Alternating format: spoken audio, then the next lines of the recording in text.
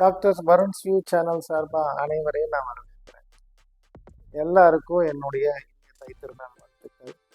தைத்திருந்தால் வழி பிறக்குன்ற மாதிரி நம்ம எல்லாத்துக்கும் நல்ல வழி பிறக்க நான் ஆண்டவனை வேண்டிக்கிறேன்.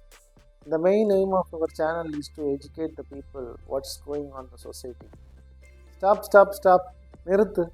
என்ன நினச்சிட்டு இருக்கிற? என்னமோ நியூஸ் ரீடர் நியூஸ் வாசிச்சுட்டு இருக்கிற மாதிரி வாசிச்சுட்டு இருக்கிறேன். இப்படியெல்லாம் வாசித்தாலும் யாரும் உன்னை பார்க்க மாட்டாங்க. நீயும் ஒரு நியூஸ் ரீடர் தான் போவ. இந்த சேனல் நீ எதுக்காக ஓப்பன் பண்ணியா அதை மட்டும் பேசு. இந்த மாதிரி வாசிச்சுட்டு இருக்காத, யாரும் உன்னை பார்க்க மாட்டாங்க. இது உனக்கு தேவையே இல்லை. நம்ம ரூட்டு தான் நமக்கு தேவை. சரி, நம்ம ஆரம்பிக்கலாமாங்க. டாக்டர்ஸ் வருண்ஸ்னு என்ன பில்டப்பாக வச்சுருக்கேன், அவ்வளோ பெரிய சேனலா அப்படின்னு கேட்டால், டாக்டர்ஸ் வருண்ஸ்னு நான் வைக்கலைங்க. அதுவும் மக்களான நீங்கள் கொண்டு வந்து எனக்கு வச்சது தான். இதுக்கும் ஒரு கதை இருக்குது, நான் சொல்கிறேன் என்னென்னு. கதையெல்லாம் ஒன்றும் இல்லைங்க. உங்களை மாதிரி தான் நானும் ஃபேஸ்புக்கில், இன்ஸ்டாகிராமில், எல்லா இடத்துலையும் பேஜை ஓப்பன் பண்ணலான்னு உள்ளே போய் நான் டைப் பண்ணுறேன். பண்ணி முடிக்கும் போது வருண் வியூ அப்படின்னு போட்டு ஏதாவது நமக்கு தோன்றதை சொல்லுவோம் அப்படின்னு சொல்லி அடித்தா ஆல்ரெடி யூஸர் ஆக இருந்தது. சரி, வருண்ஸ் நியூஸ் அப்படின்னு போட்டால் எல்லாம் இருக்குது. வருண்ஸ் ஃபேக்ட்ஸ் அப்படின்னு போட்டால் இருக்குது. வருண்ஸ் இன்ஃபோ அப்படின்னு போட்டால் அதில் 30 பேர் இருக்கு. பேஜில் ஒரு பேஜ் இருந்தால் பரவாயில்ல, அதில் டிசைனாக 50 பேர் இருக்கான், 100 பேர் இருக்கான். சரி, என்ன பண்ணுறது அப்படின்னு பண்ணிட்டு தான் நம்ம கஷ்டப்பட்டு படித்தது இருக்கே ஒரு படிப்பு. அந்த படிப்பு முன்னாடி தூக்கி போடுவோம்னு டாக்டர் அப்படின்னு வாங்கி வச்ச பட்டத்தை தூக்கி டாக்டர் அப்படின்னு போட்டு யூடியூப்பில் போட்டால் டாக்டர் வருண்ஸ் வியூ அப்படின்னு முன்னாடி டாக்டர்ன்ற பேரை போட்டு செக் பண்ணி பார்த்தா எல்லா பேஜும் இருக்குது. டாக்டர் வருண்ஸ் வியூ இருக்குது, டாக்டர் வருண்ஸ் இன்ஃபோ இருக்குது, டாக்டர் வருண்ஸ் ஃபேக்ட் இருக்குது, விளாக் இருக்குது, டூர் இருக்குது. நான் என்ன வேணாலும் பண்ணலான்ற. அப்போ அந்த டாக்டர்ன்ற ஒரு படிப்புக்குண்டான மரியாதை இந்த இடத்துல இருக்குது அப்படின்றத உங்களுக்கு நான் சொல்ல வரேன். The education is more important. So without education, the life is always with limitations. So அதனால் வாழ்க்கையில் படிப்பு ரொம்ப முக்கியம். சின்ன கதைக்குள்ளே ஒரு மோட்டிவேஷன் இருக்குன்றதை தெரிஞ்சுக்கோங்க. அதுலேயுமே நான் எஜுகேஷனை பற்றி தான் சொல்ல வரேன். எல்லோரும் நினைப்பீங்க, எதுக்குடா நீ இந்த சேனல் ஓப்பன் பண்ண அப்படின்ட்டு.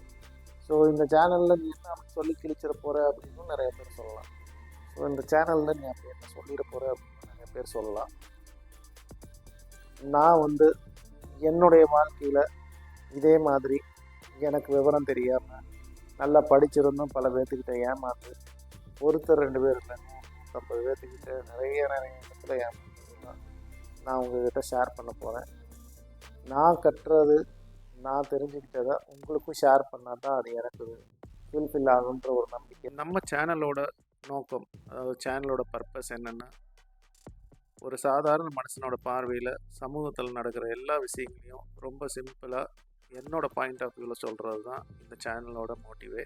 இந்த சேனலில் நம்ம வேறு என்னெல்லாம் பார்க்க போகிறோம் அப்படின்னா, நம்மளுடைய கல்வி, கலாச்சாரம், அரசியல் அமைப்புகள், பாதுகாப்பு சட்டங்கள், நம்ம சொசைட்டியில் நடக்கக்கூடிய மாற்றங்கள், இவையெல்லாம் நம்மளோட வாழ்வில் ரொம்ப மெதுவாக எப்படி பாதிக்குது அப்படின்றத பற்றி தான் நம்ம பேச போகிறோம். அதுதான் நம்மளோட சேனலோட மெயின் அஜெண்டாவே. டெய்லி காலையில் எழுந்திரிக்கிறோம், வேலைக்கு போகிறோம், சம்பாதிக்கிறோம், திருப்பி சாயந்தரமான வீட்டுக்கு போகிறோம்.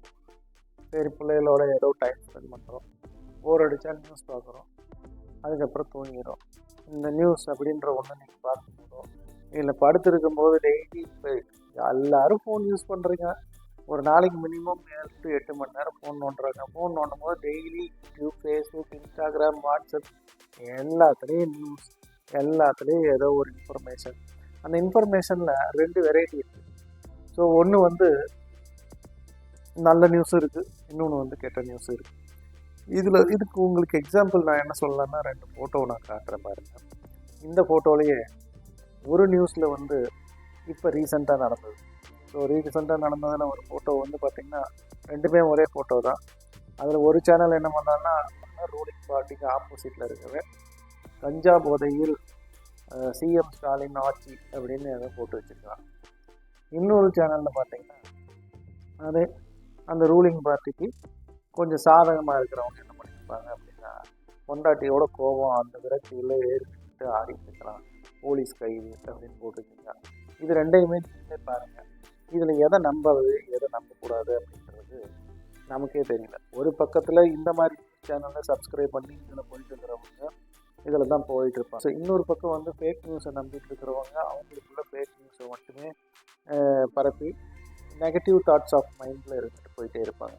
ஸோ இது ரெண்டுக்கும் நடுவில் நான் இங்கே என்ன கொண்டு வரேன்னா 99% அந்த எக்ஸாக்டாக அக்யூரேட் டேட்டா வந்து நான் உங்களுக்கு கொடுக்கறதுக்கும் அதை நான் என்ன இருக்கோ அதை சொல்கிறேன். அதை என்ன 99% ஏன் 100% கொடுக்க மாட்டேங்கன்னா இன்னும் கம்ப்யூட்டர் கூட கொடுக்க முடியாதுங்க. 99.99% தான் கொடுக்க முடியும். சுத்த தங்கத்தை கூட 99.99% தான் கொஞ்சம் காப்பர் சேர்த்தாதான் தங்கத்தை நமக்கு ஏற்ற மாதிரி விளைக்க முடியும்.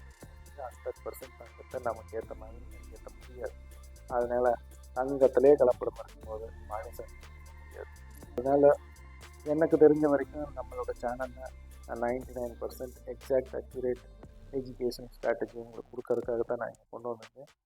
இந்த சேனலில் நான் ஒன்று சொல்கிறேன், இங்கே நான் யாரையும் நான் வந்து காயப்படுத்துறதுக்கோ தூக்கி நிறுத்தி பேசுகிறதுக்கோ இல்லை அவங்களுக்கு சப்போர்ட் பண்ணிவிட்டு நான் ஜாலரை அடிக்கிறதுக்கோ நான் இங்கே வரல. இது மொத்தமும் என்னுடைய தனிப்பட்ட கருத்துக்கள். நான் எங்கே படித்து தெரிஞ்சுக்கிட்டனோ அதை வந்து கரெக்டாக இல்லையான்னு நான் சிந்தித்து அதை நான் உங்களுக்கு கொடுக்குறேன். அதை மட்டும்தான் நான் இங்கே சொல்ல வர்றது. நம்ம வாழ்க்கை ஒரு தடவை தான். அதை நம்ம யாரோ ஒருத்தர் சொல்கிறதுக்காகலாம் நம்ம வந்து மாற்றிட்டு அதை நம்பிட்டு அதுதான் வேலை பார்க்கணும்னு நம்ம போக முடியாது. It is your life, you decide it. சரி, நீங்கள்லாம் கேட்கலாம், நீ யாருப்பா அப்படின்னு கேட்கலாம். நான் யாருன்னே சொல்லாமல் இவ்வளோ தூரம் சொல்லிட்டு வர்றது பிரயோஜனம் இல்லை. ஸோ நான் வந்து ஒரு ப்ரொஃபஸராக இருக்கேன். ஸோ எனக்கு கீழே வந்து நான் என்னோடய 20 years ஆஃப் எக்ஸ்பீரியன்ஸில் எனக்கு கீழே ஒரு 10,000 பசங்களுக்கு மேலே படிச்சுட்டு போயிருக்காங்க. ஸோ இவங்க எல்லாத்துக்கும் வந்து நான் நல்ல எஜுகேஷன் கொடுத்தேன். அந்த நல்ல எஜுகேஷன் கொடுத்தனா இல்லைன்றதை விட டிசிப்ளின்றதை நல்லபடியாக கற்றுக் கொடுத்துருக்கேன். என்னை பொறுத்த வரைக்கும் ஒரே ஒரு model, 5 fingers are not same. So ஒருத்தர் நல்லா படிக்கலாம், ஒருத்தர் படிக்காமல் போகலாம், ஒருத்தர் ப்ரைட்டாக இருக்கலாம், ஒருத்தர் டல்லாக இருக்கலாம். பட் ஒருத்தனால் கொண்டு வர முடியும். அது என்னென்னா அவன் படிக்கிறானோ படிக்கலையோ அவனை டிசிப்ளின் அவனுக்கு கண்டிப்பாக இருக்கும். ஸோ அதை வந்து நான் கண்டிப்பாக என்னோடய ஸ்டூடெண்ட் எல்லாத்துக்கும் இன்கார்பரேட் பண்ணியிருக்கேன். அந்த மாதிரி 10,000 ஸ்டூடெண்ட்டை தான் நான் சொசைட்டியில் விட்டுருக்கேன். அப்படி என்கிட்ட படித்த மாணவர்கள் தான் பல பேர் இன்றைக்கி நம்ம நாட்டை வழி நடத்தக்கூடிய திறமையான ஆர்மி கமாண்டர்களாக இருக்கிறாங்க. பல மாணவர்கள் இன்றைக்கி நம்மளுடைய நாட்டை வழி நடத்தக்கூடிய பொறுப்புள்ள அரசியல்வாதிகளாகவும் செயல்பட்டு வர்றாங்க. இன்னும் பல மாணவர்கள் நம்ம நாட்டோட சட்டங்களை காக்கக்கூடிய திறமையான லாயர்ஸாகவும் இருக்கிறாங்க.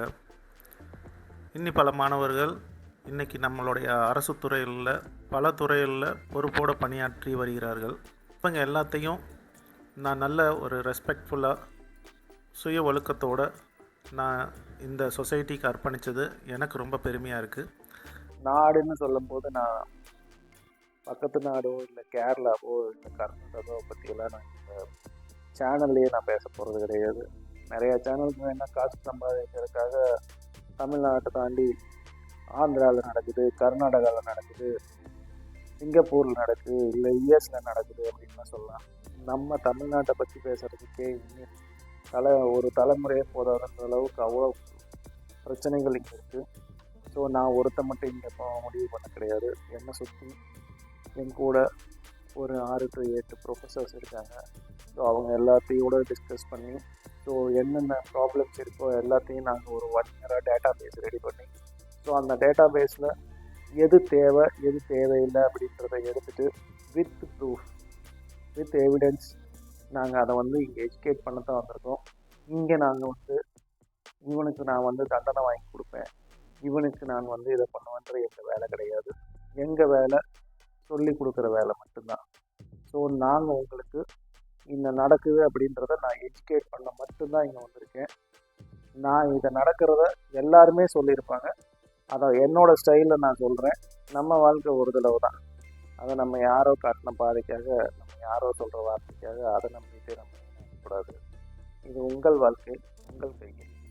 நீங்கள் இந்த வீடியோவை என்னோட பொறுமையாக இருந்து பார்த்ததுக்கு என்னுடைய சொந்தங்கள் அனைவருக்கும் நன்றி. மீண்டும் அடுத்த தடவை நல்ல சுவாரஸ்யமான தகவலோடு உங்களுடன் சந்திக்கிறேன். நன்றி, வணக்கம். உங்கள்